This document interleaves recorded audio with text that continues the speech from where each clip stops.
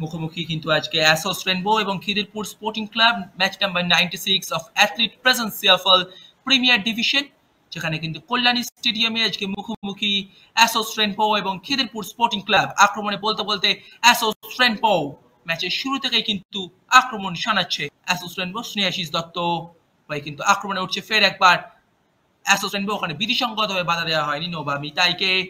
এবছর সিএফএল এর কিন্তু প্রত্যেকটি ম্যাচ সম্প্রচারিত শুধুমাত্র এসএসসিএন এর পর্দায়। বর্ষণ সিদ্ধ কলকাতা মাঠে কিন্তু খেলা চলছে।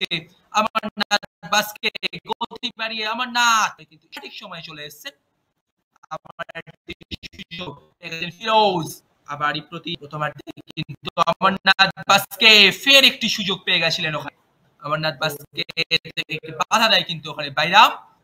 আবার প্রসেনজিৎ চক্রবর্তী ভার্সেস স্নেহাশিস দত্ত, দুই ক্যাপ মানে কিন্তু সুযোগ পেয়ে গেছে রাকেশ সিং।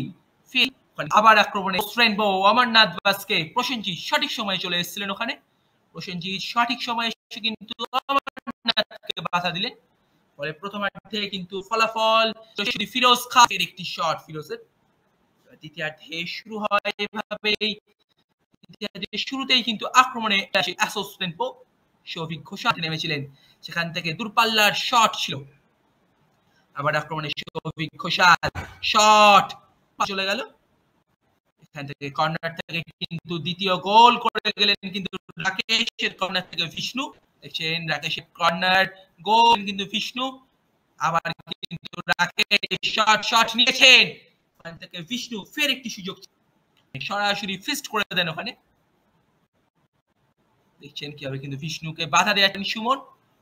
অমরনাথ বাস্কে তৃতীয় গোল যেটা অ্যাসিস্ট করলেন কিন্তু তার সঠিক বিষ্ণুকে। দেখছেন কিভাবে কিন্তু অমরনাথ বাস্কে তৃতীয় গোলের অ্যাসিস্ট। গতি বাড়িয়ে বক্সে ঢুকে পড়েছে ওখানে নওবা মিতাই, কিন্তু বাধা দেওয়া হয়। ফ্রি গোল করে গেলেন কিন্তু পেনাল্টি শুট আউট থেকে নওবা মিতাই। দেখছেন কিভাবে নওবা গোল করলেন ফের একবার। নওবা মিতাই বাস্কের কিন্তু সেই গোলের মুহূর্ত শেষ দিকে এসে কিন্তু এই গোলটা করলেন অমরনাথ বাস্কে।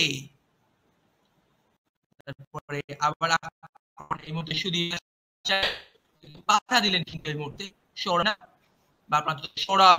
বাধা দিলেন গুড্ডু। দেখুন ফের কিন্তু সুযোগ চলে খিদিরপুরের কাছ থেকে। অমরনাথ বাস্কে ম্যাচের